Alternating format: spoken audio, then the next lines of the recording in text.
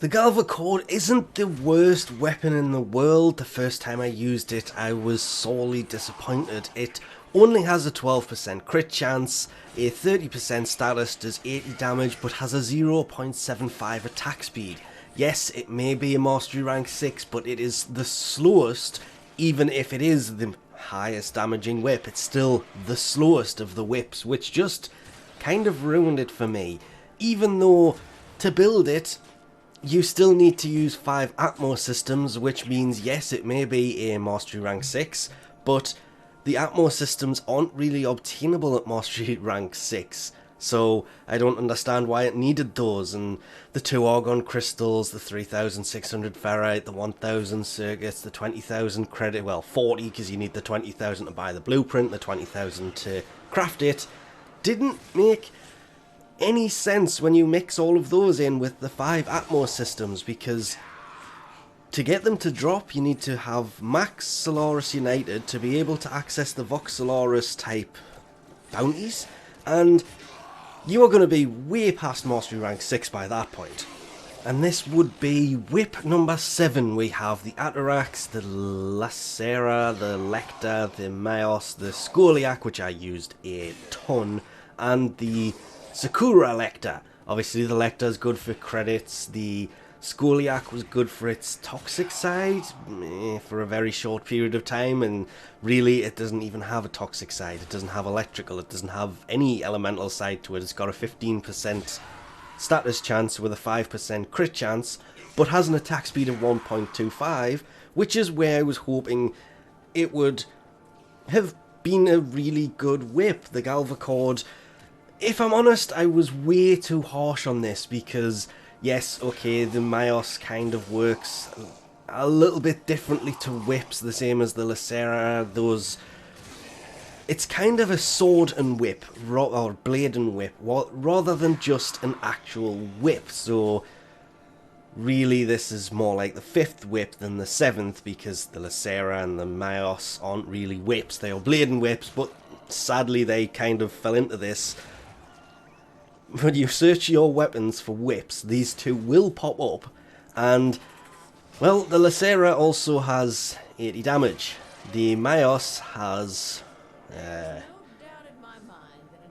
I think that has exactly the same. That has 80 damage.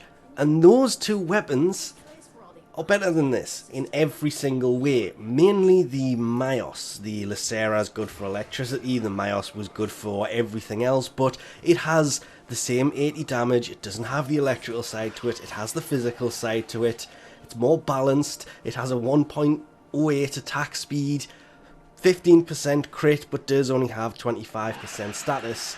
And I think that's where I started to realise, yes, this thing is probably the best of the whips, because it has a high status chance, it has 80 damage, and okay, yeah, it's a fairly decent whip. But you have to former it twice. You're going to really struggle to decide if you're going to run a crit build or a status based build. What is it called? The Atarax has a 0.917 attack speed with a 25% crit chance. Yes, it may only do 45 point whatever it was damage, so it's nearly half the damage, but it also has a 3 times multiplier. This only has a 1.8, so it can theoretically do more damage because it attacks faster and has the higher crit chance if you built that for crit. This thing built for the same kind of crit would barely be getting the same kind of numbers, and the Atarax has been out for just long enough that people are probably going to have that more than they're going to be looking for this thing. It also has a higher slash chance, which means it's good for that bleed proc, where this thing, yeah, okay, it doesn't have much impact at all, so against the heavily armoured Grineer types it is going to be fairly useless. It's still going to take them down, but fairly uselessness of it, because 6 impact versus the 22 slash and the 14 puncture with a 38 electricity on top of that. If it was more balanced, it would probably work out better against the heavily armoured ones, but getting up to about level 70 enemies, it can work perfectly fine as long as you don't do what I did and completely forget that Maiming Strike is actually a mod that you can use on whips, because I completely forgot about that for the longest of times. I also built this more for status, so I threw in the 4 dual stat elemental mods: Primed Pressure Point, Primed Fury, Body Count, and when you need those 2 Vs if you are going to be running Prime Fury, or Prime Reach would also work really well with this, because that's where the whips come into play. The range of them is what makes the whips really useful. It can attack more than one enemy at once, and I thoroughly loved these things because they had a good range and they had just the ability to hit more than one person with that kind of range has always been good for these. It was kind of a shock that I didn't actually put Primed Reach on this. I put Prime Fury on to give it a 1.16 attack speed. Would highly recommend you don't do that and put Primed Reach on. You can always try and fit Fury some other way. Because if you put a V on for Primed Pressure Point and a V on for Primed Fury or Primed Reach, you run 2 of the dual stat mods, you can always throw Condition Overload in, which will give it plus 60% melee damage, then go Maiming Strike and spin to win. Ugh. I felt absolutely horrible even saying that.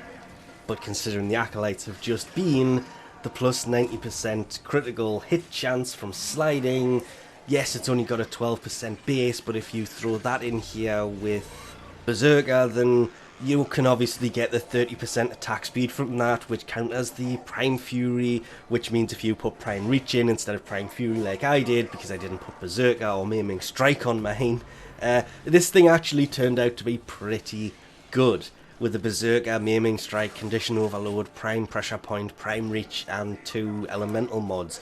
After that, you can put in whatever you want, because by my math that's only 6 mods. You can go for all 4 of the the dual stat mods, so you can have 2 elemental combos on this. You can throw Body Count on here, you can put Blood Rush on here, which will of course increase the crit combo on top of Maiming Strike, which means that it will be hitting for even more. But it'll still only be hitting for that 1.8 times multiplier, unless you put something like Organ Shatter on here, which means you are starting to sacrifice damage for damage. If it wasn't for the attack speed, this thing would have been absolutely amazing. But anyway, we'll leave this off here for now. Thanks for watching, and I'll catch you next time.